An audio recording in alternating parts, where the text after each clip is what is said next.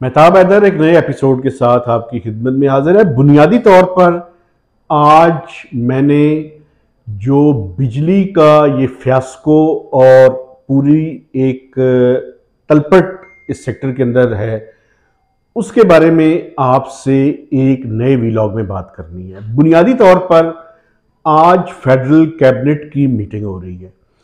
उस federal cabinet के सामने क्या इश्यूज हैं, वो इश्यूज मैं आपके सामने एक एक करके बयान करूंगा और उसके बाद ये बयान करूंगा कि बेसिकली अब कैबिनेट के पास और केयर टेकर हुकूमत के पास क्या क्या ऑप्शंस हैं।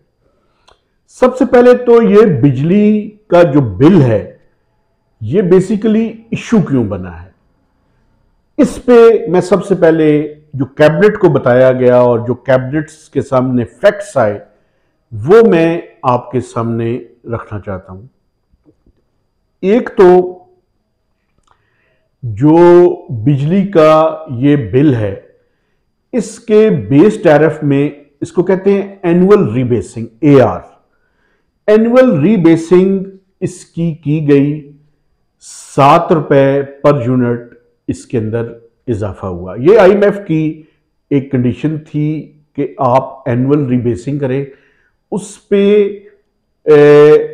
नेपरा ने उसको डिटरमिनेट किया और फाइनली हुकूमत ने, जो PDM की हुकूमत थी, उसने जाने से पहले इसको अप्रूव करके गई।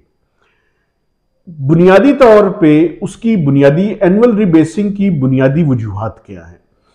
बुनियादी वजह यह है कि जब आपका चूंकि एनर्जी मिक्स इंपोर्ट डिपेंडेंट है ज़्यादा, और वो फ्यूल जो है वो आप बाहर से इंपोर्ट करते हैं, तो जब आप इंपोर्ट करते हैं तो आपने जो इंपोर्टेड फ्यूल है उसके लिए जो एक्सचेंज रेट फिक्स किया था वो 286 रुपीज़ था, जो कि पिछले साल के मुकाबले में काफ़ी ज़्यादा था।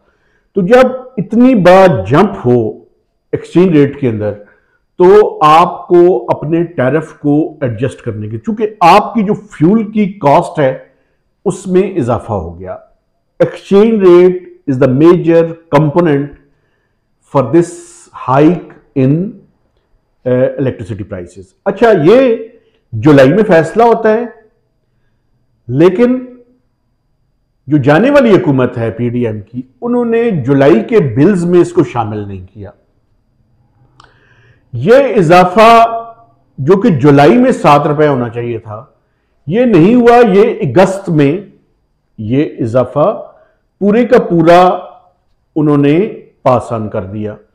अब हुआ क्या हुआ, ये कि जो एवरेज टैरिफ था, जो कि 35 से 36 रुपए के दरमियान खड़ा है, उसमें यकदम 14 रुपए उसकी रीबेसिंग में इजाफा हुआ। जब बेस टैरिफ बढ़ गया तो तमाम चीजों में जो उसके ऊपर लगने वाले सरचार्जेस, टैक्सेस, उनमें अनप्रेसिडेंटेड इंक्रीज हुआ। तो एनुअल रीबेसिंग के बायस जो एवरेज टैरिफ था वो 35 रुपए से 49 या 36 रुपए से 50 रुपए पर यूनिट पर चला गया। यह तो बुनियादी वजह थी जिसकी वजह से लोगों की चीखें निकल गईं। अब इस सेक्टर के कुछ बुनियादी और फंडामेंटल किस्म के मसाइल हैं, और वो मसाइल में, जैसे मैंने पहले आपके साथ एनर्जी मिक्स का इशू आपके सामने रखा था, एक और इशू है वो इस मुल्क को खा जाएगा, वो है कैपेसिटी रीपेमेंट्स का। कि आपके पास जितनी इंस्टॉल्ड कैपेसिटी है वो हुकूमत खरीदे या ना खरीदे, उसकी पेमेंट आपको जो IPPs हैं उनको करनी जरूरी है। ये 1994 की पॉलिसी के तहत IPPs को पाकिस्तान में लगाया गया। वो IPPs में फॉरेन इन्वेस्टमेंट थी। उस फॉरेन इन्वेस्टमेंट के साथ ज्वाइंट वेंचर था, पाकिस्तानी इन्वेस्टर्स भी थे। अल्टीमेटली वो सारी की सारी पाकिस्तान के जो नामी ग्रामी बिजनेसमैन हैं, उन्होंने वो आईपीपी सारी ले ली हैं। अब ये जो कैपेसिटी रीपेमेंट्स का इशू है, ये एक मेजर इशू है। तकरीबन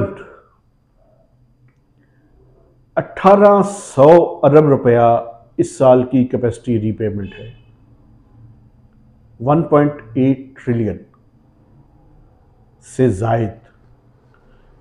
इसके अंदर यानी आपकी बिजली में 18 रुपए पर यूनिट तकरीबन ये कैपेसिटी रीपेमेंट्स की कॉस्ट बनती है। माजी में इमरान खान साहब की हुकूमत जब आई तो उन्होंने एक कमेटी बनाई।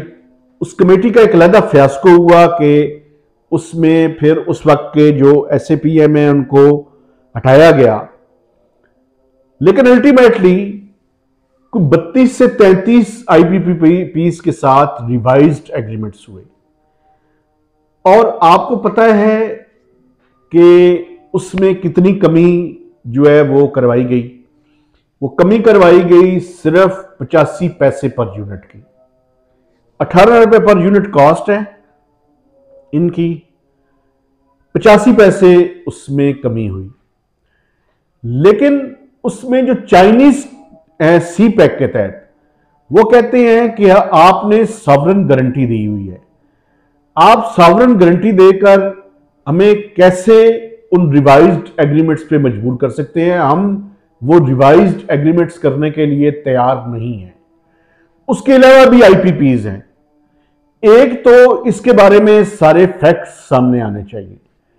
कौन सी IPPs रिवाइज्ड एग्रीमेंट्स साइन करने के लिए तैयार है, जो तैयार नहीं है उनका आर्गुमेंट क्या है, और उसके मुकाबले में हमारा काउंटर आर्गुमेंट क्या है।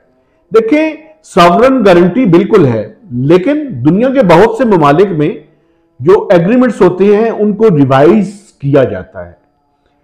आपने पाकिस्तान के अंदर इन्वेस्टमेंट की, पैसे कमाए हैं आपने, आप पैसे कमाएं, ये चैरिटी का बिजनेस नहीं है, लेकिन आप वो पैसे कमाएं जो कि किसी भी कंपिटिटिव एनवायरनमेंट में जायज और मुनाफा हो। आपको किसी तौर पे भी एक्सप्लॉइट करने की और नाजायज मुनाफा कमाने की किसी को भी इजाजत नहीं होनी चाहिए। एक तो इस इशू को, ये जो कैपेसिटी रीपेमेंट्स का इशू है, इसको दोबारा से गौर से देखने की जरूरत है, और यह देखने की जरूरत है कि कहां पे क्या अचीव किया जा सकता है। इस पे एक ब्रेनस्टॉर्मिंग की, एक डिस्कशन की और एक जो प्रोसेस है थिंकिंग का, उसको करने की जरूरत है। अच्छा, इसके अंदर जो कैपेसिटी रीपेमेंट्स का इशू है, इसके अंदर कुछ इंटरनेशनल स्टैंडर्ड्स भी हैं, उनको भी देखने की जरूरत है कि क्या ये कैपेसिटी रीपेमेंट्स पूरी दुनिया में इसकी मद में कितना पर यूनिट की जो है वो इजाजत दी जा सकती है। बस 6 रुपए तक की इजाजत है, शायद कहीं ना कहीं पे कोई बेंचमार्क है, इसको एक्सप्लोर करने की जरूरत है। हमारे मुल्क में 18 रुपए, अब ट्रिपल इसके ऑलमोस्ट, तो वाई, क्यों हम इस हद तक जो है वो दे रहे हैं। जो तीसरा और आखिरी इशू है वो ये है कि कैबिनेट के पास इसके क्या क्या ऑप्शंस मौजूद है। एक तो टैक्सेस में कमी नहीं हो सकती। हम IMF के एग्रीमेंट में हैं, ना GST में, ना इनकम टैक्स और विदहोल्डिंग टैक्सेस में कमी हो सकती है। ये तो शायद मुमकिन नहीं है। इन टैक्सेस को क्या स्टैगर किया जा सकता है? नहीं किया जा सकता। अब कैबिनेट के पास क्या हल है? कैबिनेट के पास ये हल है कि ये जो 14 रुपए का इजाफा है, ये यकदम बिलों के अंदर आ गया है, इसको किस्तों में वसूल किया जाए और ये किस्तें डेफर की जाएं।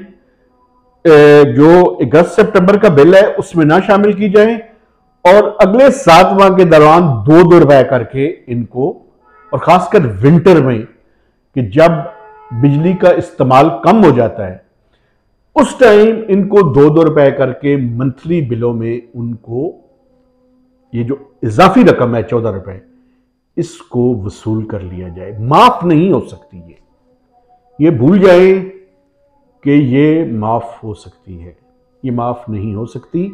इसको स्टैगर करने के बारे में बातचीत जारी है और देखना यह है कि ये केयर टेकर हुकूमत किस तरह की रिलीफ आज शाम तक अनाउंस करती है।